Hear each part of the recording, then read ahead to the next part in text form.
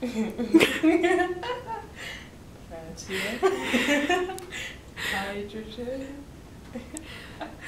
rubidium. Good afternoon, class. Today we're going to talk about the periodic table of elements. Does anybody know anything about the alkali metals?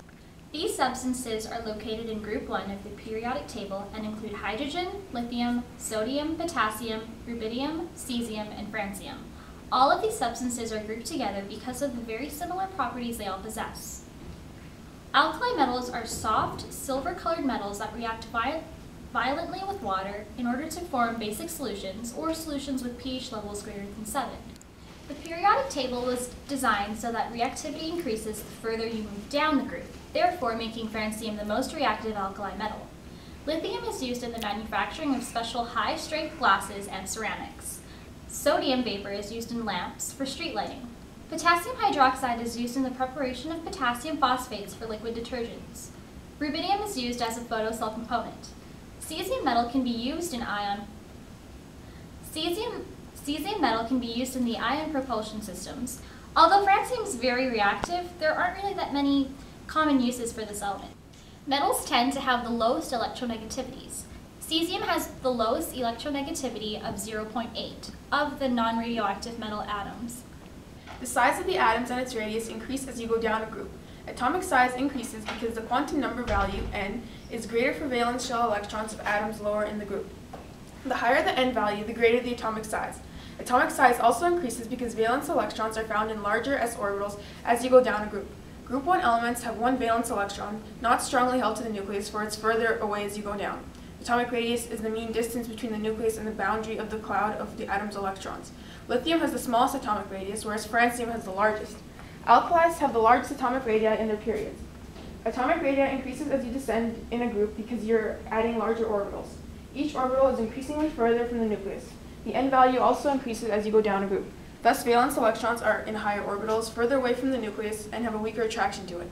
This accounts for the increasing atomic radius and size. Reactivity. Generally, the alkali metals are very reactive. Reactivity increases as you go down a group. Group 1 elements bear more similarities with one another than any other group on the periodic table. We know that the alkalis have one valence electron that's not held strongly to the nucleus because it's further away as you go down a group. They need to donate this electron to become more stable like the nearest noble gas. Inner electrons shield the valence electron from most of the nuclear charge with value n. This means that every valence electron experiences a +1 charge from the nucleus. Therefore, losing electrons becomes easier as you go down a group, which accounts for the increasing reactivity. Electron affinity. An atom's electron affinity measures the energy change when a negative ion forms by adding an electron to a neutral atom. The larger the electron affinity, the more stable the negative ion, and the smaller the affinity, the more unstable the negative ion would be. Electron affinity decreases as you go from top to bottom within a family or group because of the increase in atomic radius. This is because the electron is further away from the atom's nucleus.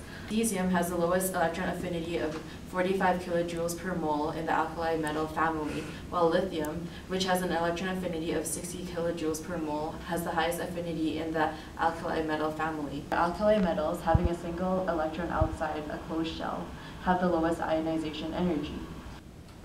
So now we're going to talk about francium, which is the most highly reactive element in the alkali metals. Now, francium has 30 known isotopes and was discovered in 1939 by Marguerite Perry of the Curie Institute in France. It has the only known ionic radii of francium is for its +1 ion, and that is 194 ppm. Everything else is unknown. Now, francium comes into being when uranium and thorium, two radioactive elements, start to decompose and go through their own half-life. When they decompose into francium, francium goes through its own half-life of 22 minutes, and thus, an interesting fact that you would like to note is that at any given moment, only 30 grams of francium exist anywhere on the Earth. Now, when you have such a radioactive element, you might wonder, what could you use it for, except for killing people like Darlene and giving them cancer? When we collect data on francium, we use its most stable isotope, which is francium-223.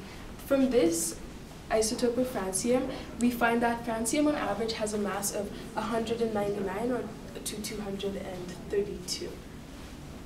And francium's electron affinity is -44. Now, we assume that francium is the most volatile of all the alkali metals for one reason, because it has a low electronegativity. Sodium is one of the most common elements. It comprises of over 2% of the Earth's surface. We can create sodium by using electrolysis. This was first done by Sir Humphrey Davy in 1807.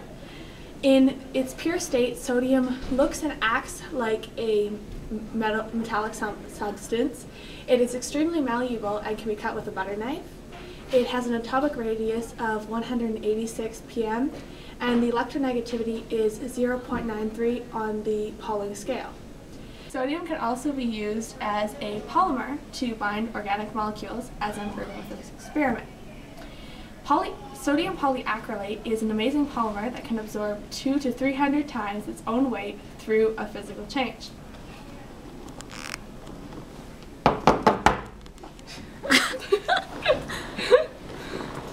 If only real snow is like this. I know, right? I Different wish. colors. Because winter didn't come this year, so Yeah. this is sodium's gift to everybody. Yes, class. Make sure you do your homework. Make proper use of the time given.